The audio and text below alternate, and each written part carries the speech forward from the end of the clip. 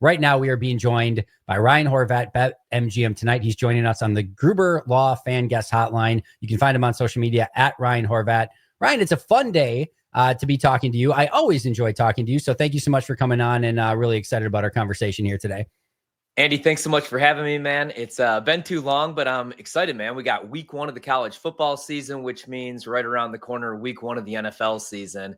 And I'm not going to lie, man. I've gotten like 2.5, 3 hours of sleep here because I'm on Micah Parsons watch now. And I feel like anytime I take a nap in the middle of the day, because, I do the night show, 7 to 11 p.m. Eastern. So every once in a while after taking my son to school, I'll lay down for an hour. I always miss all the news. And then same thing. If I go to bed early, like right after the show, I always miss something. So I've been staying awake because I'm following. Go to bed, Ryan. Go to bed. I know these. I'm following these burner accounts, with like dog pictures, and I'm just waiting to see if there's any truth to this because.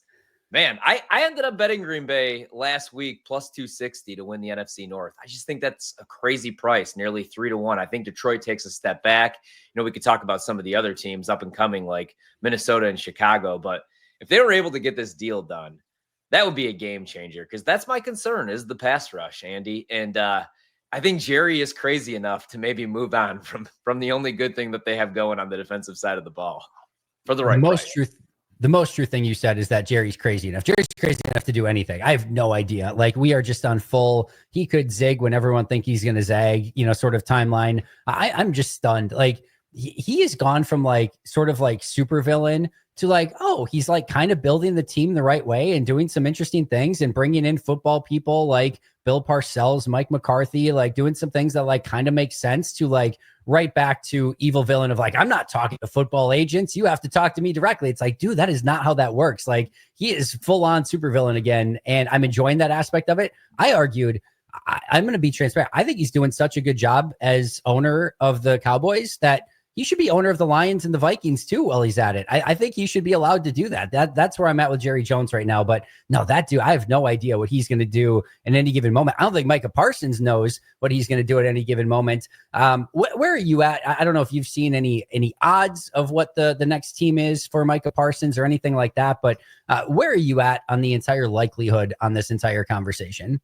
I haven't seen any odds. I would assume, though, Green Bay would be one of the favorites, probably around like 2-1 to 3-1 only, just because, I think there is a good chance. If you would have asked me this question a week ago, 2 weeks ago, I didn't think there was any chance. I would have said maybe like 5% to 10% at most that they would move on from Micah Parsons.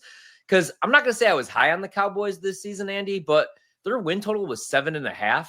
They don't even have to be 500 to go over their win total. And I don't hate the Brian Schottenheimer hire only because 2 years ago when he took over as play caller, Dak led the league in touchdown passes. I'm not in love with the running back room. I think that he's going to have to drop back 35 to 40 times.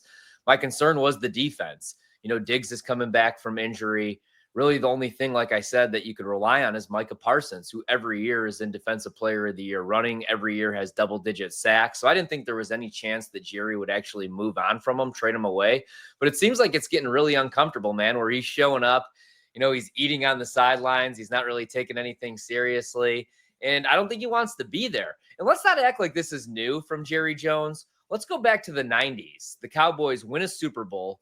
Emmitt Smith is the league leader in rushing yards, and he has to hold out the next season because Jerry didn't want to make him the highest paid running back right after paying Troy Aikman and Michael Irvin. So I think he's going nuts. CeeDee Lamb a couple of weeks ago was even tweeting like, pay the man his money, because you got to think like you could lose the locker room. And Brian Schottenheimer, year one, could lose the locker room if you lose your best defensive player, man, when already you're hoping for a bounce back season. So I'm warming up to the idea. I don't know, man, right? Because I see all these sources pop up on social media, but I don't know if any of them are very credible. I do think that there's something to this, though. I do think, Brian Gutekunst is most likely making phone calls. And I think other teams probably are as well. Hey, here's 2 first-round picks. If the Packers were able to get this done, you know what this would remind me of? A couple of years ago when the Bears made the deal for Khalil Mack, and they brought him in, and I know they end up losing on the double doink, but they made the playoffs that year.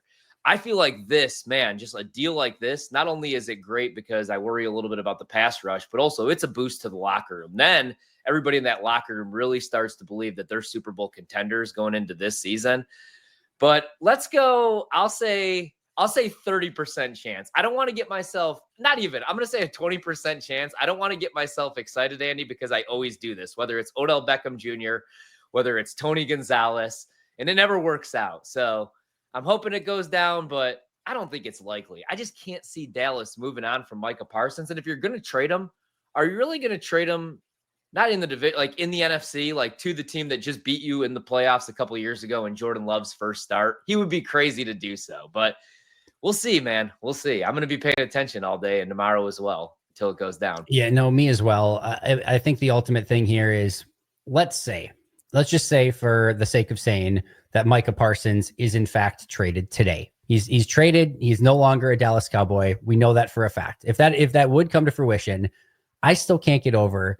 You think there's 31 other teams that are interested in this dude, and Green Bay made the biggest offer. Green Bay was the team that really came through with all the draft picks and all the stuff that Dallas couldn't say no to.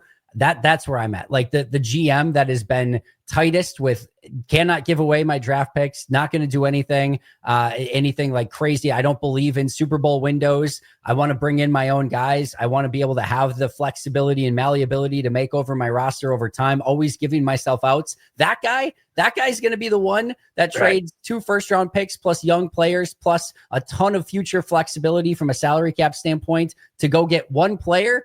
I will believe it when I see it. I want to believe, Ryan. I really want to believe. I just can't quite get there to put the glasses on and just squint enough to be like, that's Brian Gutekunst that's doing that. It doesn't quite pass the smell test. And man, I hope I'm wrong. And I hope I'm coming on Wisconsin Sports Daily today and the Mason Crosby show as a guest and freaking out that he's an actual Packer, but I think I'll be on standby, but I don't think it's actually going to happen today. But I hope I'm wrong, Ryan. Yeah, same, man. I mean, I wouldn't even be paying attention if it weren't for the tweets popping up all over the place. John Kuhn, Micah freaking Parsons, Kay Adams, and that's when I'm like, all right, I'm trying to do my show last night at 9:30 p.m. Eastern time, and all that's popping up. And I was like, you know what we're going to do at 10 p.m.? We're going to talk Green Bay Packers because maybe there's some teeth to this, but I don't know, man. I'll believe it when I see it, like you said, because that's the other thing. If you do make the trade for Micah Parsons, you're giving up multiple first-round picks, draft capital, whatever it takes, but also $45 million a year. All right, so you're already paying Rashawn Gary, who I like, right? Like I think there's people that aren't all that excited about Gary because the sack numbers haven't really been there, but he's been really good against the run, obviously. And then it's a big prove it year, obviously, for Lucas Van Ness. But I just don't know how they would make it all work financially. I do think that they'd be able to make it work financially. But like you said, I'll believe it when I see it. But I don't know, man. I'm starting to get a little excited, which usually doesn't happen with me. Usually I don't pay attention to any of this. I'll just say this, that I'm not a breaking news guy. I don't have agent sources, connections, team sources or connections. I like watching film and breaking down stuff and talking about it. I'm just a nerd in my basement doing all this stuff, right? Like I don't have time to make all these crazy connections. It sounds like a lot of work, and I try to stay away from that stuff as much as possible. I've had like multiple really interesting conversations in like DMs and chats from like people in the football know, people on like the fringe football know, and then people are like, yeah, my gardeners, barbers, hair cutters, dog walkers, sisters, cousins, like left, whatever, heard this, that, and the like. I've had everything and I usually don't get like a whisper of anything. I've had everything pouring in over the last like 24 hours. And I just, that doesn't happen. And so when like so much of that stuff is going on in a very short period of time and it's coming up on my radar, it's at least interesting to me. And again, whether it happens or not remains to be seen, but there does seem to at least be some level of some smoke, whether that's, we just made a phone call to do our due diligence, or whether that's like, Mike is on a plane to Green Bay right now. I don't know where in between those two things are, but it does seem like there's a little something here, if not nothing, at least not nothing. Yeah, the jet trip to Green Bay got me. And you know what else got me is just what I do, obviously for work, is all day long I'm looking at the odds screen. And all of a sudden, Green Bay goes from being a slight dog to now it's pretty much a pick, but they're a 1-point favorite. In some shops, a 1.5-point favorite over the Lions week 1. And I think that's going to surprise some people. I do think Detroit takes a step back. 2 new coordinators, man. Ben Johnson, obviously in Chicago, Aaron Glenn with the Jets. But Green Bay now a favorite. But I'm waiting to see when the division odds move. They're still sitting there right now, anywhere from plus 260 to plus 280. If you see that shoot down to like 2-1 or somehow they become the favorite, that means somebody knows something. And you see that every once in a while, man, with all these sources with the betting market. But right now, they're still nearly 3-1.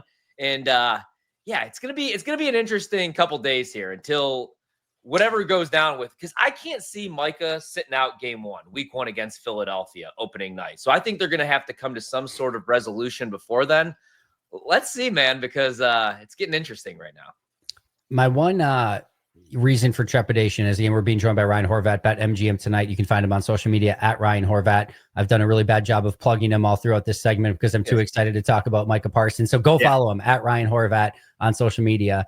The one trepidation that I have, well, there's a couple. I mean, obviously, anytime you're giving up just boat ton of draft picks and resources, salary resources as well for one player, and any one ACL or MCL or Achilles or et cetera can happen.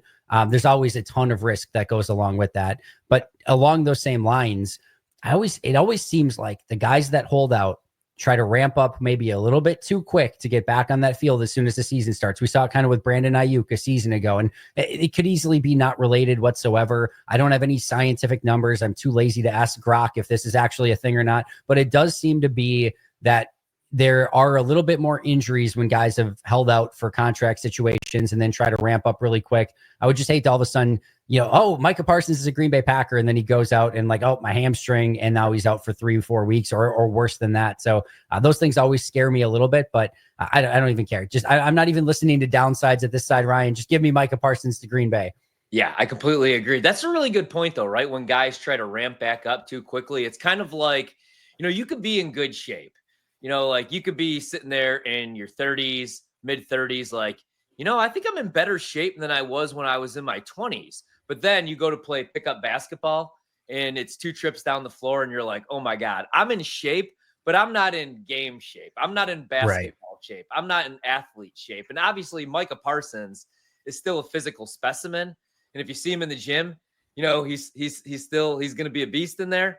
But when you're trying to ramp back up, get back on the field, that's what I would worry about, man. Soft tissue injuries. I don't know if there's any really, like you said, a science to this, but you do see this quite a bit. So that would be a concern, especially if you're paying a guy, like you said, $45 million per year and going all in for the next 2 to 3 years on this Super Bowl window. That's the other thing I do like about Micah, though, man. He's still young. If he's 29, 30, I would still love Trey Hendrickson. Don't get me wrong. Would have loved Trey Hendrickson. Would have loved Myles Garrett. But those guys are 29 and 30 years old making all that money. Micah's not even 28 yet, 27 yet. So that's why I'm interested, man. He's a hell of a player. I think he brings that toughness. You worry a little bit about like the podcast stuff. I don't worry about it, but I know some teams do, some organizations do, kind of reminds me of Brandon Marshall back in the day when he wanted to fly for Inside the NFL or whatever it was on Mondays while he was in Chicago.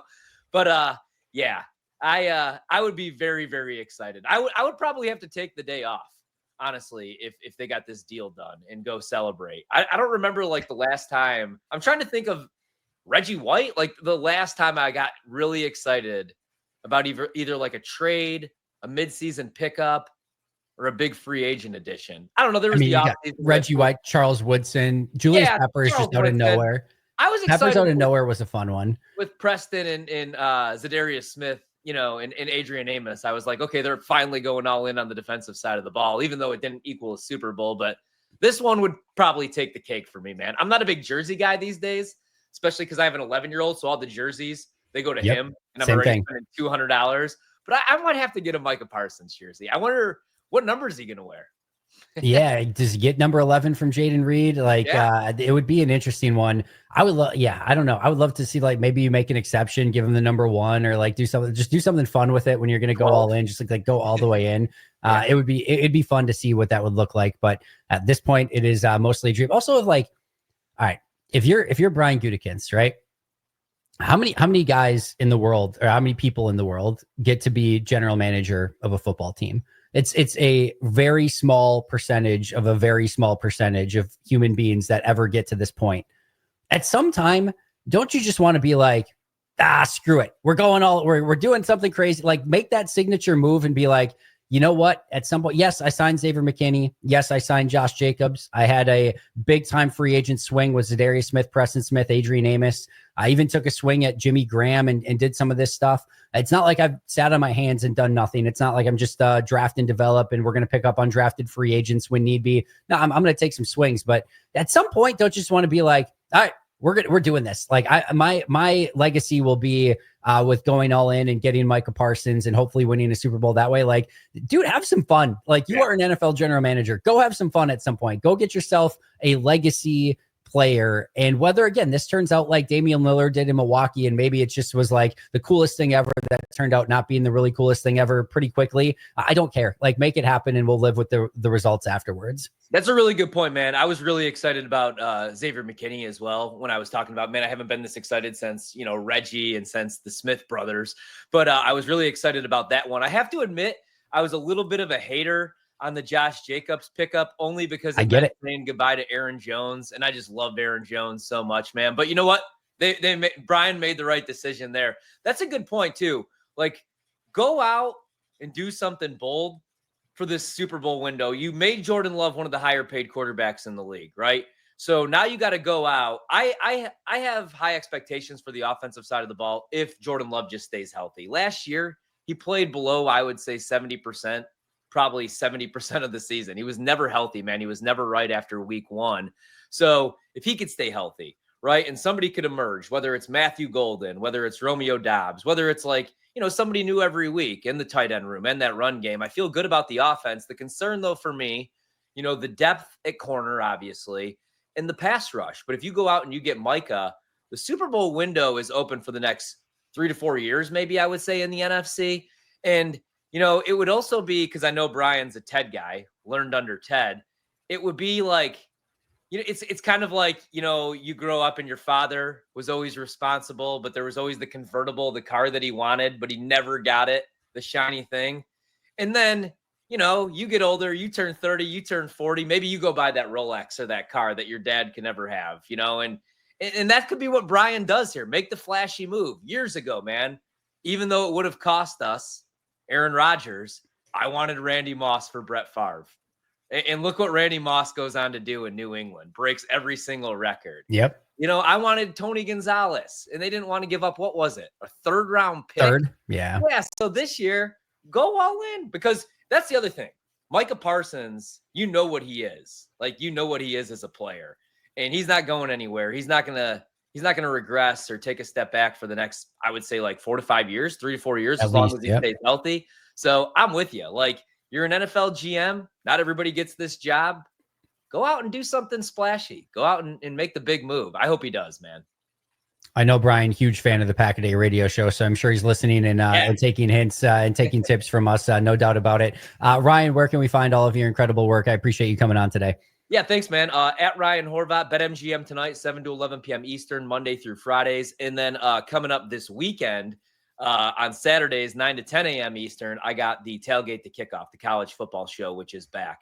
We won't be covering this game because it takes place before then, but I hate to say it, Andy, I'm a little low on the Badgers this year with the win. You and everyone else. 5.5. That is the schedule. The schedule is ridiculous, but I do like them week one at Camp Randall as 17.5-point favorites. If you're Luke Fickell, like, you got to get them up for this game. This might be one of like 5 wins this season. Win in good fashion. So I'm going to lay the 17.5 with the Badgers at home. But check out my college football show if you're into college football, 9 to 10 a.m. Eastern, so 8 to 9 Central Time. Sorry, in Sabisky, Wisconsin, you're Ryan Horvat. So that's how we're going to pronounce it up here. So my apologies for that. Ryan, I cannot thank you enough for joining us. We'll do this again very soon. Enjoy college football this weekend. And like I said, hopefully we can catch up soon and talk some Packers and NFL again. Thanks so much for having me, Andy. We're betting the over on the Packers win total. We'll take them to win the North. And if you guys could find a market on Micah Parsons, the Green Bay, bet it, because maybe it happens. You heard it there from Ryan. Definitely go out and do it. Probably don't go out and do it. But no, if you're going to, obviously make sure to do it over at the Potawatomi Sportsbook as well. Ryan, I'll talk to you soon. Thank you again to him for joining us on the Fan Guest Hotline, powered by Gruber Law. One call, that's all. Make sure to follow him on social media at Ryan Horvat. It's the Pack a Day radio show. We'll be back with more right after this.